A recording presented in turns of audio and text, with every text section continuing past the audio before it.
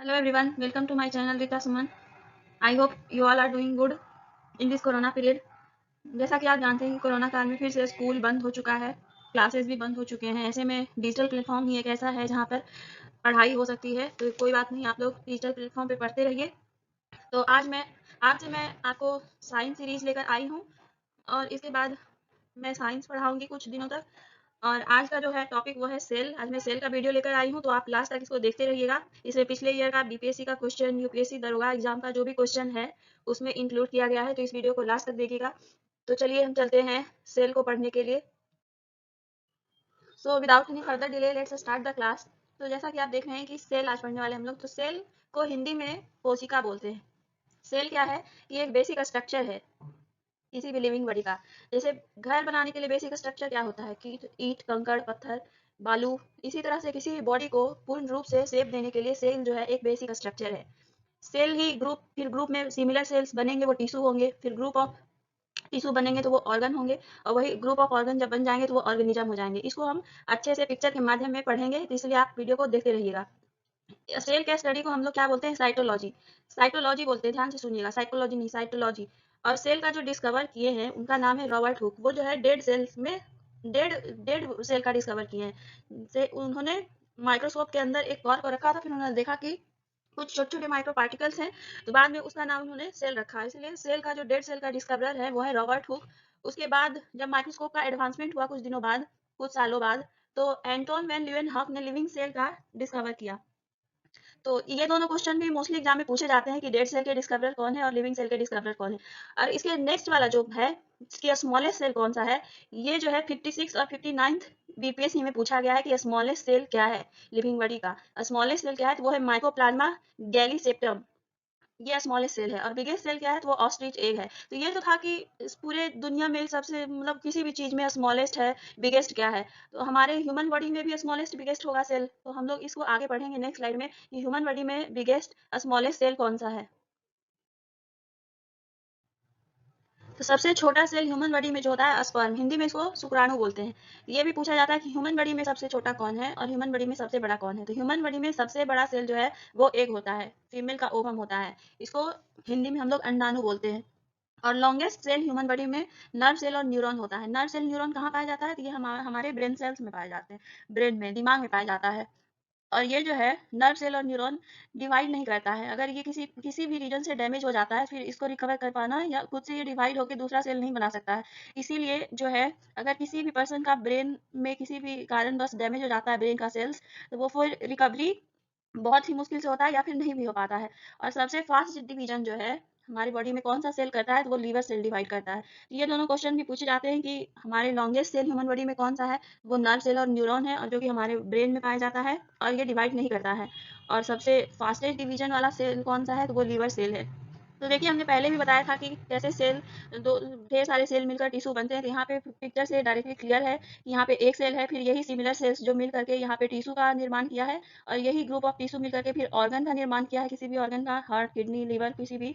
और इन्हीं सब के संग्रह से फिर हमारा पूरा होल बॉडी, होल ऑर्गेनिज्म बन जाता है। तो कैसे एक छोटे से सेल से हमारा पूरा बॉडी स्ट्रक्चर होता है, ये हम लोग पढ़ेंगे नेक्स्ट वीडियो में कि इसमें क्या क्या संरचना, सेल के अंदर क्या क्या चीज होती है जो अपने फंक्शन करते हैं सेल को लिविंग करने के लिए। तो इसको हम लोग नेक्स्ट स्लाइड में पढ़ते हैं। तो अब हम पढ़ेंगे सेल ऑर्गेनेल्स के बारे में। सेल ऑर्गेनेल का हिंदी होता है कोशिकांग। तो हम सबसे पहले पढ़ेंगे माइटोकॉन्ड्रिया के बारे में। तो माइटोकॉन्ड्रिया के बारे में एक क्वेश्चन पूछा जाता है कि इसके खोजकर्ता कौन है। आप, तो मैं बता देती हूँ कि इसके खोजकर्ता जो है वो है अल्टमैन। अल्टमैन ने इसको खोज के निकाला था।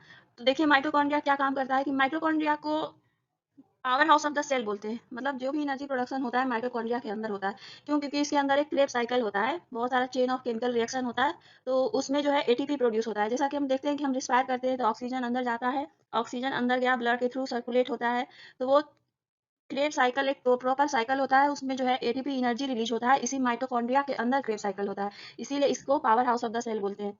क्योंकि इसमें जो है क्योंकि इसमें जो है एटीपी का प्रोडक्शन होता है, इसीलिए इसको जो बोलते हैं कि एनर्जी का करेंसी भी बोलते हैं। जैसे कि हम कितना एटीपी खर्च करेंगे, कैसे हम लोग पैसे को खर्च करते हैं, तो कुछ गुड्स मार्केट से लेकर के आते हैं, इसी प्रकार से कितना हम एटीपी खर्च करेंगे तो हमको कितना एनर्जी मिलेगा।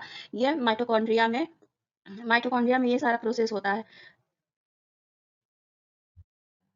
अगला सेल ऑर्गेनल जो है वो है गोल्गी बॉडी। गोल्गी बॉडी के खोजकर्ता जो है वो है कैमिलो गोल्गी। तो गोल्गी बॉडी को क्या बोलते हैं कि हम लोग पोस्ट ऑफिस बोलते हैं सेल का। जैसे कोई भी एनर्जी हम लोग के अंदर बना तो इसका ट्रांसपोर्टेशन कौन करेगा, तो गोल्गी बॉडी करेगा।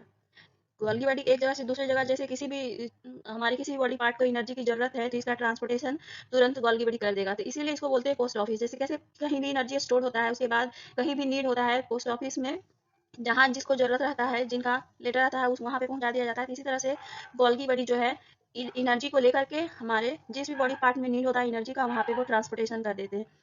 तो एनर्जी प्रोटीन के फॉर्म में करता है। अब देखिए नेक्स्ट हम लोग पढ़ेंगे वैक्यूल्स के बारे में। वैक्यूल जो है हमारे बॉडी में पानी को स्टोर करता है, हमारे सेल के अंदर वो पानी को स्टोर करता है। जैसे हमारे बॉडी में जानते हैं 65% पानी है, तो सारा पानी किसी भी अंग के अंदर नहीं रहता है, कोई भी वो सेल के अंदर रहता है और सेल ट्रांसपोर्ट करता है फिर पानी को। कोई भी वेस्ट मटेरियल हो, सेल अगर टूट गया हो तो इसको भी वेस्ट मटेरियल को वैक्यूल के अंदर रखा जाता है। ये पानी से भरा होता है वैक्यूल्स। और नेक्स्ट जो है वो है इंडोप्लाज्मिक रेटिकुलम।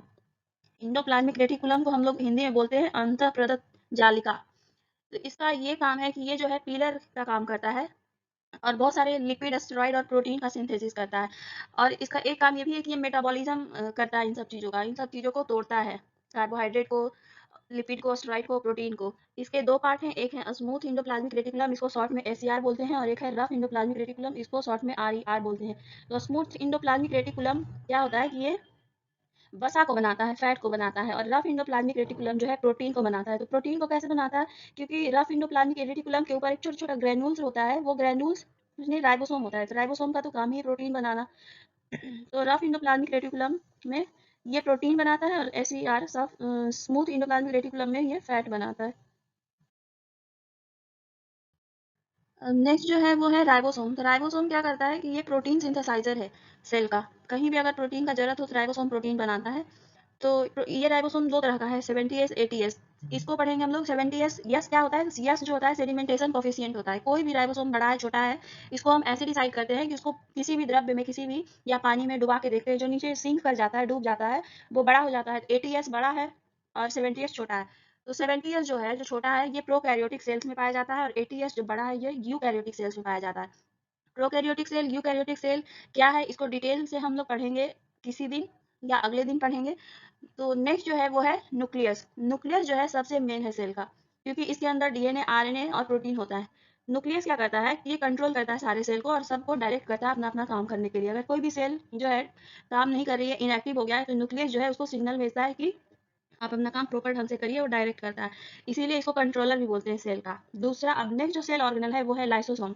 लाइसोसोम जो है ये भी इंपॉर्टेंट है। इसको भी, इसका भी एक चीज जो है जो हर एग्जाम में पूछा जाता है कि suicidal bag of the cell किसे कहा जाता है, तो ये लाइसोसोम को ही बोला जाता है suicidal bag of the cell. क्यों, क्योंकि इसके अंदर एक हाइड्रोलिटिक एंजाइम है जो क्या करता है कि सेल को जो है निगल जाता है, इंगल्फ कर जाता है। अगर कोई भी फॉरेन बॉडी, मतलब कोई भी फॉरेन सेल्स इंटर कर गया है, तो वो उसको फॉरेनर समझ करके उसको इंगल्फ कर जाता है, खा जाता है। कैसे खा जाता है, इसके पास हाइड्रोलिटिक एंजाइम है, उसके थ्रू ये इंगल्फिंग का काम करता है, इसीलिए इसको suicidal backup of the cell बोलते हैं। तो ये लाइसोसोम का जो डिस्कवरी किए थे उनका नाम है डी ड्यूबे। ये भी एक चीज पूछा जाता है कि लाइसोसोम का डिस्कवरी कौन किए थे, तो डी ड्यूबे ने किए थे।